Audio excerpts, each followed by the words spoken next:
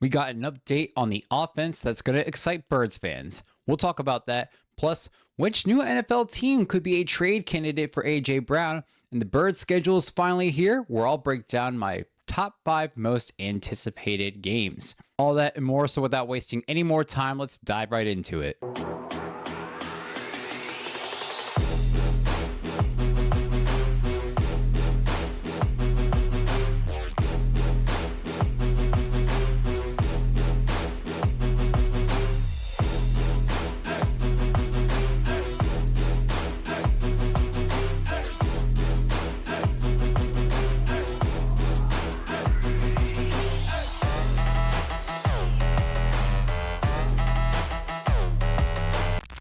What's up, y'all, and welcome to 2nd and 15, a Philadelphia Eagles fan podcast powered by Olde City Sports Network, the best network for all your Philadelphia sports needs. This is your host, Michael Roscoe. I'm glad to be set up back in my original filming location. I've been switching things up a little bit, position, decoration-wise, just trying out some new things. But anyway, I hope everyone's been having a great week and beating the heat, because if you are over here on the East Coast like I am, you know it's been unnecessarily hot and humid these past few days. Like, we don't need this type of heat now in the month of May. Like, it's forcing some schools in Philly to do virtual instruction. It is that hot outside. Like, no one is going, oh, I hope it's 95 degrees with wet-ass air today. Like no one wants this. Anyway, let's dive into this week's topics. First thing we're talking about is A.J. Brown's wedding missing a certain someone. Over this past weekend, wide receiver A.J. Brown got married to his now wife, Kelsey Riley, in Laguna Beach, California. While Eagles alums such as Darius Slay were in attendance, one key current Eagle was not, and that was quarterback Jalen Hurts. But apparently no other current Eagles players were there, according to various sources, so the reports that are seemingly blowing it out of proportion should not just be singled out to just Jalen Hurts, considering no other Eagles currently playing were in attendance as well. It's just another thing to keep the Eagles offseason from being quiet, y'all. And it isn't the first time that the Hurts-Brown relationship has been called into question, and it likely won't be the last. People just read way too much into this type of shit nowadays. Hurts and Brown have been friends for a while now. He is the godfather of AJ's daughter. But at the same time, their friendships have been going through difficult times, but friends go through difficult times all the time. Plus, we have no idea why Hurts wasn't there, if he was even invited, if he was invited but had a scheduling conflict, if he was invited but he was sick, or any other possibility that people can think of. To me, this whole thing is just more drama rot, essentially, until the inevitable post-June 1st date. Moving on to our next topic, the latest on the Birds offense. So, apparently, a report came out from Jeff McLean of the Philadelphia Inquirer, and long story short, Sean Mannion, the Eagles' new offensive coordinator, is going to have complete 100% autonomy, control, however you want to word it, 100% control of the Eagles offense, and is basically scrapped the entire playbook from the 2025 season, meaning that the team is going to have to learn an entirely new playbook. Now, that sounds like a daunting task to the untrained individual, but for the Eagles' case, fans should be excited by this news, considering that last year's playbook was a heaping pile of horseshit. Under this system, Devontae Smith seems to be thriving in his development of this more than likely new wide receiver 1 role, all things considered. Also, this means that for the first time in the Nick Sirianni era, the offensive coordinator will be the sole offensive play calling coaching force, which honestly is fucking fantastic, considering the decrease in complexity of offensive schemes, with certain exceptions, of course, as Sirianni inserts himself more into that offensive role in conjunction with the multitude of offensive coordinators that the Eagles have had over the past 5-6 years or so. We're hopefully, keyword hopefully, going to see major influences of like the West Coast offensive style with gurus such as Sean McVay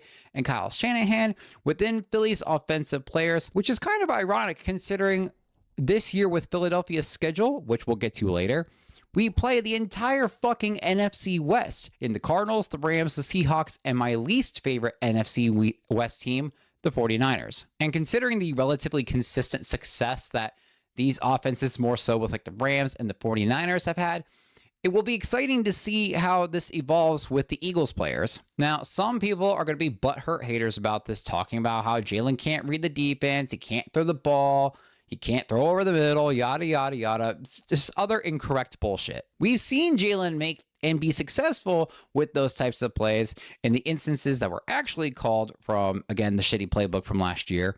And because he can do that, this makes me excited and should excite other Eagles fans moving forward. Of course, it'll be easier to judge the success when we've actually seen this offense in action, but at the very least, it's got to be better than last year, right? All right, moving on to our third topic. Is there a possible newcomer in the A.J. Brown trade saga? So, in this whole A.J. Brown, New England Patriots trade rumor fiasco, which over time looks like it's becoming less and less of a rumor, many people believed the Patriots would be the sole option for A.J. Brown thanks to Diana Rossini's corrupt engagement between the Eagles and the Patriots. However, other reports have indicated that the Jacksonville Jaguars are potential candidates for A.J. Brown, citing the more favorable trade scenario, which some analysts predict that Jacksonville would send a draft pick and wide receiver Brian Thomas Jr. Now, to me, and many others as well, this is the more favorable option compared to the hypothetical Patriots trade-off, which some analysts have predicted would be the Patriots sending a draft pick, maybe a first, maybe a second, and wide receiver Kayshon Boutte to the Birds. Personally, if I had the choice between those two options, I'm choosing the Jacksonville trade because, one, the Patriots don't deserve A.J. Brown after all their corrupt-ass bullshit, and two, Brian Thomas Jr. is a much better option than Kayshon Boutte. Despite playing one less season than Boutte, Thomas Jr. has more touchdowns, more yards, more receptions, more targets. You get the picture, right? While Brian Thomas Jr. dealt with injuries last year that hindered his production value, he had a great rookie campaign, logging 10 touchdowns on 87 targets for almost 1,300 yards. Statistically speaking, Brian Thomas Jr. is the way to go. However, a new team has possibly come into the picture of this trade saga because Kansas City wide receiver Rashee Rice just landed himself 30 days of jail time for violating his probation, doing so by testing positive for THC. Rice was placed on probation after his involvement in a hit-and-run collision in Texas involving multiple injuries and multiple vehicles. Even if this probation violation didn't happen, the week before that, Rice had undergone surgery for a knee injury, which would force him to miss the upcoming mandatory camp and OTAs anyway.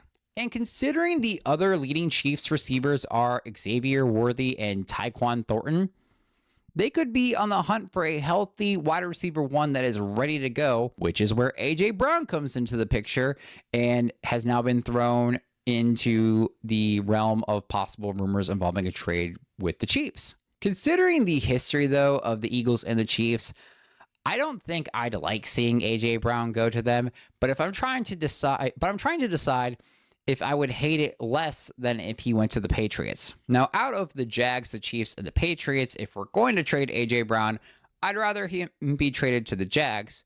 But what do y'all think?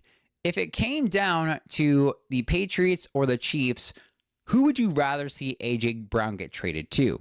Let me know in the comments on the video or in other social media platforms. All right, our last topic for this week are my top 5 most anticipated Eagles games. To conclude this week's episode, I'm going to talk about the Eagles' 2026 schedule, which was released last week, and specifically name my top 5 games that I am looking forward to the most. They may not be the best games, but they are ones that could serve to prove haters wrong, set up Birds in a better position, are just at great timing in the year, and other reasons. And these games are in no particular order. The first game I'm looking forward to this upcoming season is the Eagles versus the Rams game in Week 4. The Birds have been victorious in 6 out of the last 7 meetings, and this is against a team that is usually a major contender in the NFC playoff picture. Plus, it'll be Sean McVay versus a Sean McVay influenced offensive matchup.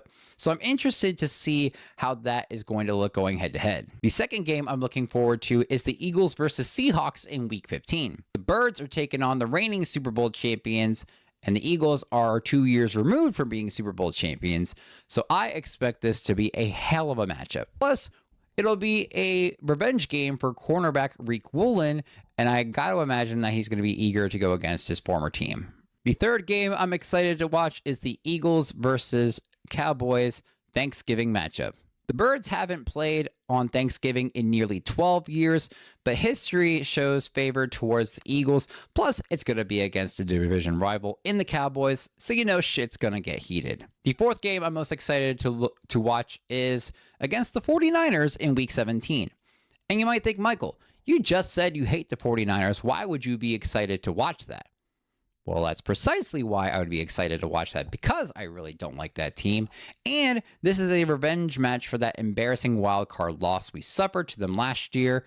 And if there's any chance that I can watch the Birds beat the brakes off the 49ers, my ass is going to watch it. Plus, like with the Rams, this will feature a matchup against Kyle Shanahan, one of the individuals that apparently are a major influence in this upcoming Sean Mannion offense. And the final game that I am looking forward to at this current time is going to be the Eagles versus Texans on Christmas Eve. I mean, come on now.